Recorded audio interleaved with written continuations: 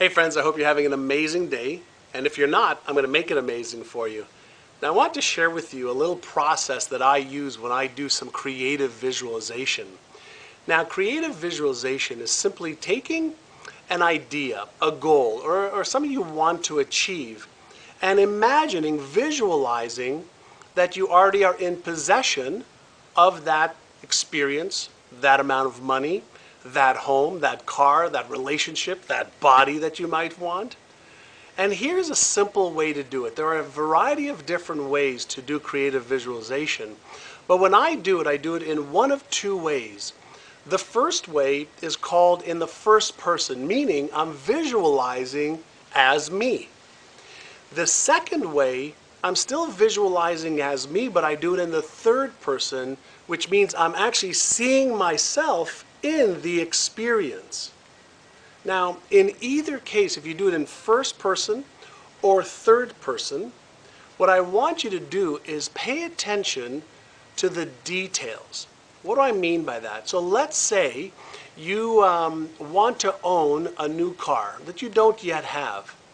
I want you to imagine, either in first person or seeing yourself driving that new car or feeling yourself driving that new car. But what I want you to do that might be a little bit different is I want you to close your eyes and I want you to experience the little details associated with driving that car. A lot of people focus on the big details, what the car looks like, what color it is, but I want you to focus on what does it feel like with your arm out the window? What does it feel like to have your friends watch you or look at you driving up, to their home? What does it feel like to hold the steering wheel? What does it feel like to sit in this brand new car? What's the smell like? What are the sounds? What is it that you see, as you're driving or seeing yourself driving? Focus on all the little things. And some people tell me that they can't visualize or they have a hard time visualizing. And what I share with them is as a kid, we did this naturally. By the time we're in our 30s, most of our creative neurons have basically died off. And so a little bit of practice will help. So how can you practice? Well, you can practice by taking your hand, looking at it, closing your eyes, and seeing if you can see a picture of your hand. Then doing it again, closing your eyes, and doing this over and over again. If that doesn't work, close your eyes and think of somebody that you love, and you'll see that an image pops up on the screen of your mind. Think about the car you're driving right now. Think about the bedroom that you're sleeping in right now. Or better yet, think about the person you're sleeping in it with. Hopefully you love them. Now, when we're doing creative visualization, what you want to do is use those creative neurons to create as many different details as you can about the experience. Now, you may be asking me, why do you do that?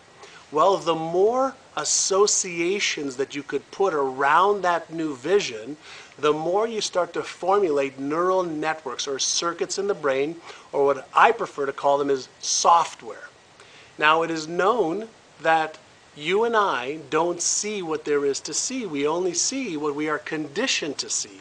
And so when you can start to do creative visualization and you start to see yourself in that new car, in that new relationship, having the money that you want to have, the physique that you want to have, whatever it is that you want, and you can start repeating that over and over and over again with all the little details, you now start to create a little roadmap, neurological roadmap, that over a period of a week, 3 weeks, 6 weeks, 12 weeks, you create these new patterns in your brain.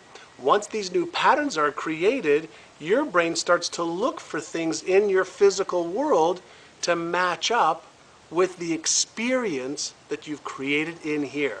So the old adage or the old saying that I'll believe it when I see it is wrong.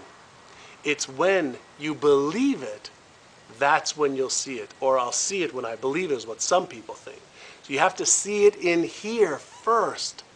And the more detail you have and the more specific you are, the more you're going to create these patterns in the brain, and then the more your brain's going to work on making that a reality for you. I hope you've enjoyed this little tidbit, and remember, it's always my joy to help you achieve the success you want to achieve in your life.